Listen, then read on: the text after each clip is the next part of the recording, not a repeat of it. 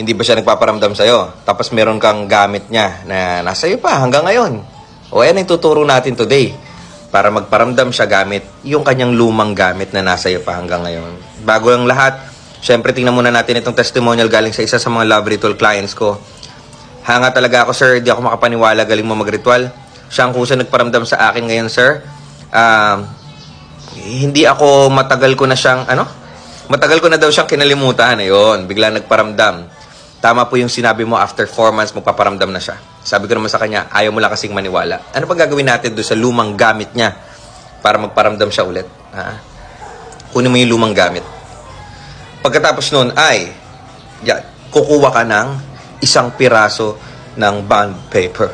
Bond paper. Yan. Pagkatapos nun, ay isusulat mo ang mga salitang ito dun sa bond paper. At pagsamahin mo yung gamit at saka yung bond paper. Kung damit yan, baka may buhok kayo. Pinaggupitan ng kuko. Mga ganun. Mga lumang brief, di ba?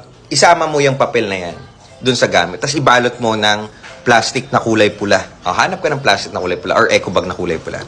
Pagkatapos po nun, ay ilagay po ito sa ilalim ng inyong unan. At gabi-gabi pong tulugan until such time po na kumontak siya sa inyo. Gabi-gabi po no? Kung kayo po ay natatakot na baka makita ng iba, pwede nyo po ito itago sa umaga pagkagising nyo. Tapos ilagay nyo na lang ulit bago kayo matulog. Kung kailangan nyo ng tulong sa buhay spiritual, ay maaari nyo kung kontakin Francis Chris Valencia. Ingat po kayo palagi.